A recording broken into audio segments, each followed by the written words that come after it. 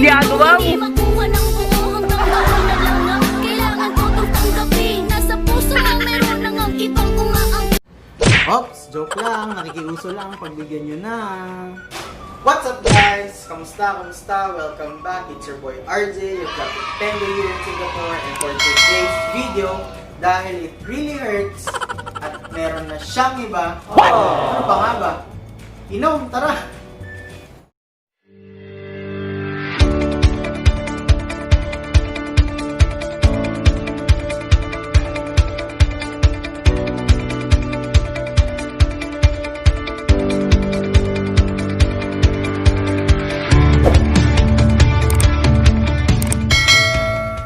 Napakadali lang ng kailangan natin para sa cocktail natin ngayon. Rum, which is tanduay. Tanduay, baken. Next is our lime. Pero nakapag-juice na kami kanina. So kung wala kayong lime, pwede nyo gamitin yung calamansi or dalandan juice. Then finally, our simple syrup, which is very easy to make. Half sugar, half water, na i-dissolve lang. Alright? Let's go! So, ang una natin kailangan is ang ating tanduay rum. So, pwede nyo siya gamitan ng 30 ml or 45 ml. Pero dahil it really hurts, gagamitan natin siya ng 45 ml para medyo mawala yung sakit. Alright, 45 ml. Then next, dahil naging maasim ang relasyon natin, Hindi, wow. gagamitin natin siya ng calamansi juice. Ay, sorry, ng lime juice.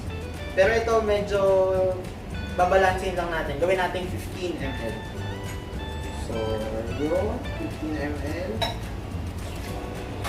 And then, finally, para ma-remember naman natin ang masasayang memories, sweet memories na pinagdaanan, simple syrup. Pero syempre, ilelesen natin yun dahil wala na nga eh. Hindi na nga, nawala na yung sweetness, diba? Alam kong hindi na nga mahal.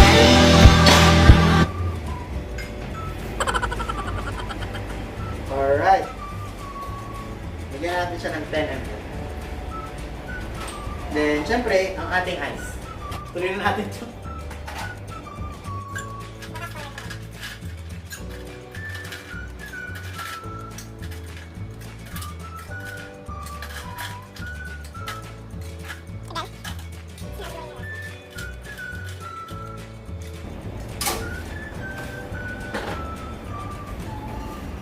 Okay, ready na ba kayong mag-shake at magpaikot-ikot tulad ng ginawa nila?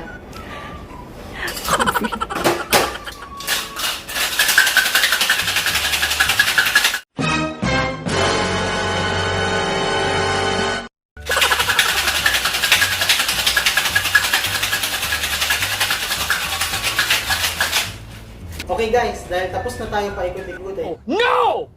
No! No! I mean, tapos na natin i-shake itong cocktail natin, kailangan natin ng strainer. Wala tayo ng maliit na strainer, so ito na lang. So gagamitin natin to para maiwan yung ice sa loob, pati yung mga small particles ng ice sa loob. Kasi syempre, gusto na natin mag-move on, gusto na natin makalimon. Doon naman na tayo sa next chapter. Di ba? Ni. Alright. Oops. Tama, mahahabol pa.